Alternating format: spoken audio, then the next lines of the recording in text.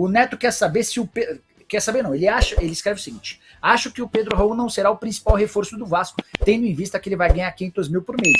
Eu acho que é uma linha de raciocínio, sim.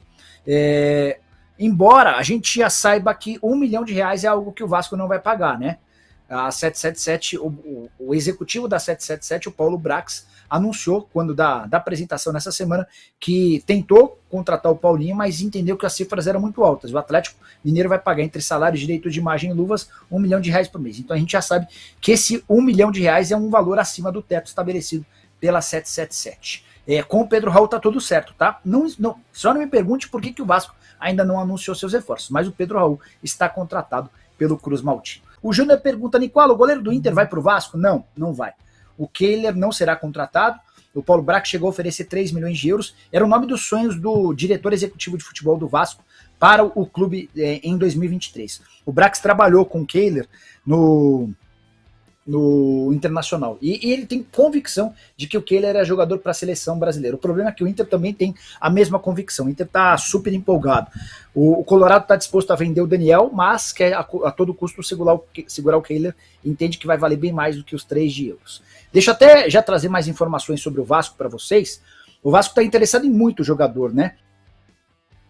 Alguns deles atrelados ou especulados no Atlético Paranaense. O Kelvin, lateral direito, é um nome que interessa. Jogador que está certamente entre os 3 melhores laterais do futebol brasileiro hoje, muito potencial. O Pedro Henrique, ontem eu conversei com uma pessoa do Atlético, essa pessoa disse que nunca houve nenhum contato do Vasco sobre o Pedro Henrique, ela imagina que seja a especulação da imprensa. E o Terans, que é um sonho legítimo, real da 777, mas é uma operação das mais caras para um jogador de 28 anos de idade, tá? Só mais uma sobre o Vasco, Valois. Diego Valois, ele é um colombiano, 26 anos de idade, está no Tajeres, é uma possibilidade real para o Vasco na temporada de 23. O Pedro Souza, Julian Fernandes, do Vélez no Vasco, seria uma boa opção? Seria. Eu acho que o Julian Fernandes já tá amadurecendo ao ponto de ir para um time grande, ou da Argentina mesmo, ou vir para o futebol brasileiro. O Julian Fernandes é um excelente jogador, pode ir atrás dele. A 777 criou a expectativa, o Paulo Brax, no estilo Eurico Miranda, duro com a torcida e com a imprensa. 777 fez nota oficial criticando a torcida. Não é o primeiro que se manifesta chateado com os posicionamentos do Paulo Brax. O dirigente de futebol, ele precisa... A primeira coisa... O dirigente, o jogador, o treinador, a primeira coisa que o cara precisa, quando aceita um convite de trabalho, é entender e conhecer para onde ele está indo. Eu e o Bruno Garcês, da mesma maneira, se eu for contratado pela Band, se o Bruno for contratado pela RTV, a gente precisa entender para onde a gente está indo, quais são as circunstâncias, quais são as condições de trabalho. O cara que vai ao Vasco e logo de cara adota um discurso arrogante em alguns momentos e crítico ao torcedor, aí o cara, eu nem vou passar essa pergunta pro Bruno, eu só estou externando a minha opinião, porque eu acho que o Paulo Brax já não começa fazendo algo, assim, qual que é a lógica de você criticar aquele que durante todos os últimos anos sustentou o Vasco? O Vasco chegou a pedir dinheiro para a torcida para construir uma estátua para o Roberto Dinamite. Se o centro de treinamento do Vasco existe hoje, existe por causa de uma vaquinha virtual feita que reuniu muitos milhões de reais para que o Vasco pudesse construir esse CT. Então, é assim, ignorar a história do clube e as particularidades de cada clube é sinônimo de fracasso. Espero que o Paulo Brax entenda. Não é um bom começo, né, Nicola? Não é um bom começo. Apesar de eu ter boas referências do Paulo Brax, ele trabalhou aqui no América, se não me engano, de Minas. No América foi bem. Mas bem, aí, Bruno, sabe? Mas assim, eu acho que, porque assim, o trabalho no América foi de fato bom, né? Ele tem um trabalho bom e um trabalho ruim. A passagem no Internacional foi ruim. E aí eu já começo a chegar à conclusão de que talvez o trabalho bom no América seja muito mais reflexo da estrutura, porque assim, o Marcos Salum, que é o cara que manda no América, eu fiquei muito impressionado. Você conversa com ele, é um cara que manja pra caramba. É um dos poucos dirigentes que você pergunta sobre tal jogador e ele sabe, ele é malandro, malandro no bom sentido, né? Fiquei muito bem impressionado com o Salum. Qualquer dia, inclusive, preciso trazer ele para bater papo. Pois deixa eu ver que a galera quer saber do Bruno Garcês, que é dono do Sudaca Brasil. Se você ainda não é inscrito no Sudaca Brasil, canal aqui no YouTube que trata sobre futebol sul-americano, você tá perdendo, tá? Vê se inscreve agora. Coelhar e Gilberto do Benfica, especulados no Vasco. Procede? O Gilberto, ao que parece, tem uma proposta oficial do Atlético Mineiro. Inclusive, mandei uma mensagem pro dirigente do Galo, e a resposta do dirigente do Galo quer ver, ó, deixa eu ver aqui só para... não dá para falar, entenda. Enfim, não dá pra falar, não dá pra falar. Você gostaria do Gilberto no seu time do coração? Não sei se é o Galo, não sei qual que é o time do Vitória, mas você gostaria do Gilberto no... O meu time é a Universidade do Chile, né? Qualquer um que dentro do futebol brasileiro vai ajudar a Laú, porque a Laú está em crise já há uns 3, 4 anos. Mas eu gostei muito do trabalho do Gilberto quando ele teve no Fluminense, se não me engano, não foi? Antes de sair. E fez uma boa temporada. Eu gostava do Gilberto. É um daqueles jogadores da base que passa pelo Fluminense que eu queria no meu time. E foi logo pro Benfica.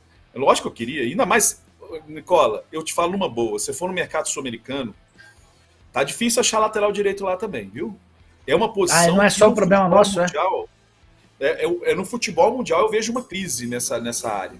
Lateral direito não tá fácil. Na Inglaterra tem um monte, né? Agora, alguns países assim, específicos tem, mas na América do Sul mesmo, até para fazer uma lista de lateral direito, não foi tão boa, não.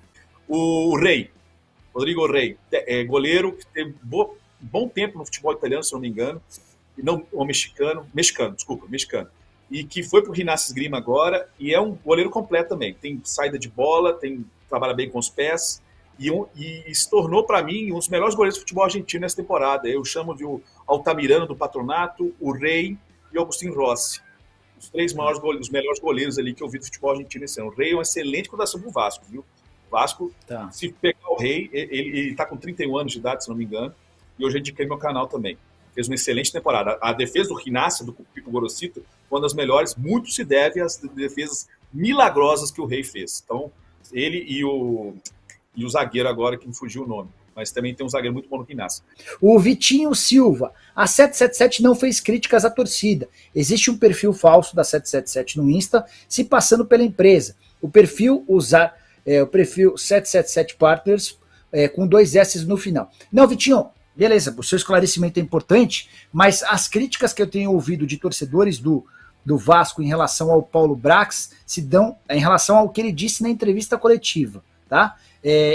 Adotando um tom um pouquinho arrogante, cobrando que o torcedor não pense no Flamengo. Enfim, é o estilo do Paulo Brax, tá? Não tem nada a ver com o perfil, embora o seu registro seja importante, a gente está falando da forma como ele se comunicou.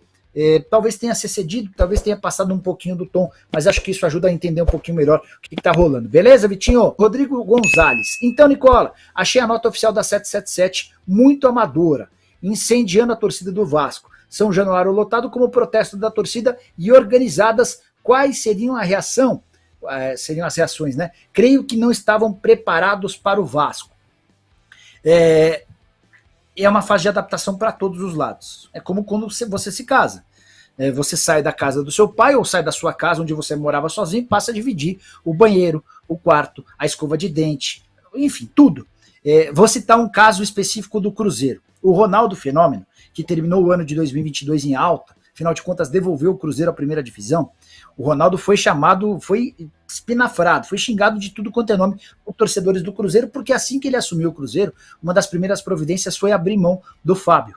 Ele rescindiu o contrato do Fábio e sugeriu que o Fábio fosse buscar os direitos dele na justiça. E o torcedor do Cruzeiro, mas o cara tá louco, o cara tá abrindo mão de um ídolo. Que era um ídolo que já tinha um salário alto e que a permanência dele no clube traria para a SAF uma dívida de 20, 30, 40 milhões de reais. Esses pormenores nunca puderam ser divulgados de forma pública, mas a estratégia era essa, né? Tanto que depois o Cruzeiro vai atrás do Rafael Cabral, contrata o Rafael até para ganhar um salário relativamente alto de 300 mil. O que eu quero dizer com isso?